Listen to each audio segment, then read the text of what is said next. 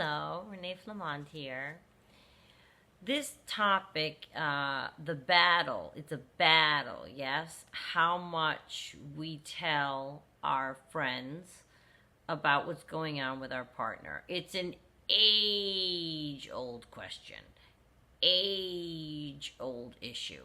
Whether you are a 20-year-old and you don't know whether or not to tell your friends that you caught your BF DMing somebody on Insta, or you're a 75-year-old who doesn't want to tell her lady friends that your husband flirts with Gladys at bingo.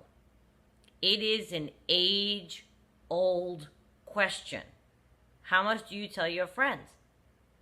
Because then the struggle of needing help through something, but you don't want to say anything. It's a very tug of war that we women especially do to ourselves. Men, not so much. Maybe I don't really think they talk about relationships as much as women do.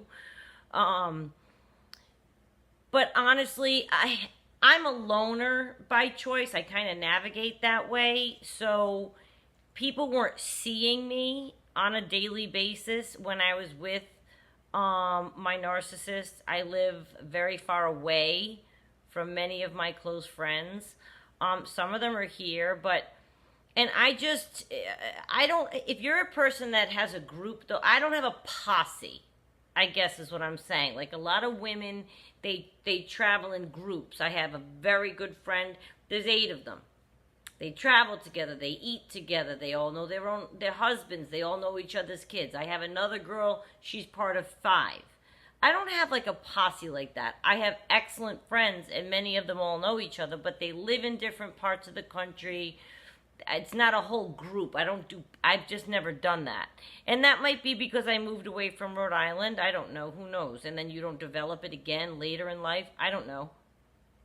I probably would have had that. But my point is this. If you have that and you're used to sharing things with those friends and you're used to them chiming in on everything that you do, then it's going to feel weird for you to not be sharing with them as things are happening with your narcissist. Because those kinds of things that you're not telling them are going to be things that you know you can't tell them, because if you did tell them, you would A, be questioned. Why are you still with him then? What do you mean he did that? Are you out of your mind? Wait, I'm sorry, he did what? You caught him where? What are you talking about, Renee? Why are you still... Okay? If you're not telling your friends because you know you're going to get backlash or you're going to get pretty clear advice on what to do next, then you know that you're in something that you shouldn't be. You're keeping it secret. You're hiding it from your best friends. You're hiding it. And what you're having happen most likely is you're going through the back and forth behind closed doors. They don't even know you've broken up 14 times. They think every time you ask, oh, it's good, it's fine, it's good, good. Oh, we're good, yeah, we're good. You don't take them through every breakup. So even when it's the final one and you really do need help through it, you're still hesitant on what to tell them, because there's gonna be that thing and they are gonna pounce and be like, you are not going back to him. And that's where you feel like, I've just done it now. And a lot of, I think, people, whether they have a posse or it's like me and I have very good friends, and you're keeping it from telling the one person. You know when you're keeping something secret. And you know why you're keeping it secret. Now, having said all that, maybe it's time to lean on those exact peeps. I mean, if you're holding out telling them the truth because you know it'll make it real, maybe it's time for you to, it could be a time for you to look at it as that action will help you make it real. And then help you follow through it. If you're done and you know it and you need that extra push, they'll help guide you. And if you vow, which you should anyway, to be honest with your friends from that point forward, then you're less likely to go back to your narcissist, because then you know deep down inside you have to tell your friends. You promised them that you'd let them know. So if you don't tell them and you did fall off the wagon and go back, you're going to feel skumbari inside. My God, what am I made of? I told my friends they're there for me and now I'm over here. It'll help keep you on the straight and narrow. You'll have to hear it from them. And at that point, they have a right to say whatever they want. You solicited their opinion. You solicited their involvement. Now, I don't say that to make you shy against telling your friends. I think that that's a very personal choice, how much you share with people and what you share with people. But perhaps it's time for that. And when I say that, what I mean is, if you think that you're ready to part ways and you just can't, you need a kick over the edge to get going, to get rolling, that can be a good one. Especially if you have a group of friends and you all get together and you can be like, look guys, I need an hour. I need an hour. And just spill. Or maybe not everybody. Maybe there's one person you're like, look, I need to get something off my chest. It doesn't have to be a group. But what I'm saying is, once you shed light onto someone who's, you respect their opinion, you love this person, they're a friend of yours, now it's out in the open. And I think that that could be just the little push you need if you then hear from the narcissist to get back together. You can think, I now have to go and tell that friend.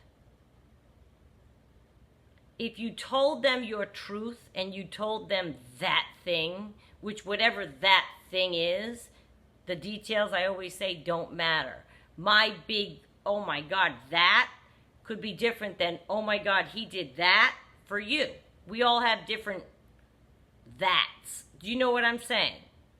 But once you told your friend he did that thing, there's no way they're going to let you go back. Without a fight, without reminding you, without questioning you, without trying to make you explain to them exactly why. And you won't be able to explain it either. Once you start telling your friends about the that's that he does, you're ready to leave. And you know it, and that's why you confided in your friends the big bad thing. You want them to keep you from him. You want them to hold on to you and not let you go back in. So do me this favor at least. If you have confided in your friends and you've made the decision, or a friend or anybody, family member, whoever your confidant is, if you are thinking of going back to your narcissist once you've confided in them, I want you to realize that you would not have confided that in them if you ever thought in a million years you wanted to go back to that narcissist, because you knew what you told them was the end all. That should be your hint to yourself. I can't go back to this person. My friends, they saw this, this, and this. I told them this, this, and this. There's no way. Any source of power that you can get from anywhere to keep you away from the narcissist, you should harness. And I'm here to tell you that the way to interpret the fact that you've shed light on it, or you're deciding to shed light on it, is that you've decided you do want to be policed. You want your actions policed. It's a very good sign. You no longer want to sit in the dark. You no longer want the freedom to come and go with this narcissist like no one's business while no one knows, and suffer all of these, transactions that are happening with him. You've had it. You want to check out. So you start shedding light. And when you do that, it can be liberating. Doesn't mean you're not going to be victim to love bombing and hoovering and triangulating. The whole cycle's going to be starting or continuing, dependent on where you are in it when you started to confide in your friends. But if you chose to skip everything but tell them that, then that, to me, that means you really did make a choice that you knew it was so bad that if you said it out loud, there's going to be somebody that's holding on to your shirt while you're trying to go back to them. So I don't even know if I finished my sentence, but do me a favor. Be honest with yourself and be honest with your friend. Yeah, I don't think I finished the sentence. Do me that favor. If you have told a friend, your posse of friends, whatever, that thing, and then you still try to sneak off and make yourself say it out loud to the friend that you told that to. Make yourself do it and see how it feels. See how that feels. Try that on. You're going to be mortified. You're not going to like it. You're like, I can't tell her I went back to him. I just told her that. Try it, then do it. Do it. Be 100% authentic. 100% honesty. If this relationship isn't based on that, which we know it isn't, but if your go back isn't based on that, now you're being non-authentic, where are you? It's all one big murky water. No. You told your friend that. Now you're thinking of going back. Tell them. Listen to it. Take what they're going to give you. Maybe that's all you need to stop. Don't not tell them, oh, I'm just going to go.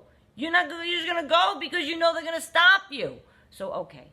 So if you tell them ahead of going to see the boyfriend or the girlfriend and they talk you out of it, great.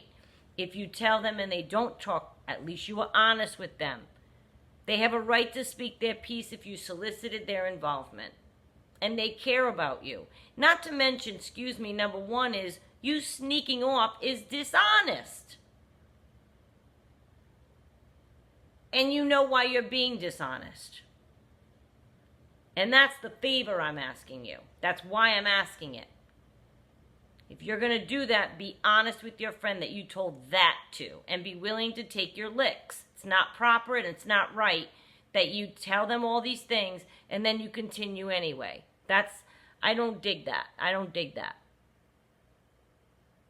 Because now you're trying to avoid what they're going to say, so that should prove to you, that alone should prove to you that you shouldn't be doing it. And you're right now going, oh, of course it proves I can't help myself. Okay, then go back to them, but tell your friend and take your licks. So maybe they'll say something in your mind. Maybe it'll click and pull you back out of it. You want to be pulled back out of it, or you wouldn't have told your friend that. So don't let love bombing or hoovering convince you into some state of mind that you don't want the breakup now. I wish I didn't tell my friend that. Oh, he's love bombing me. I got to go over it. No. You're entertaining the love bombing. You're entertaining the hoovering. You're on the phone with him. Whatever. Tell your friend. So that they can at least have a fair shot in protecting you. They deserve a fair shot in protecting you. And you deserve to give to yourself to follow through on what you intended when you told your friend that. You don't say things for shock value. None of us want to admit what the narcissist does to us. The second the bad thing, that falls out of your mouth, you're asking for help. And you're asking to be held back from going back to that person. So heed those warnings from your friends and lean on them if you're ready.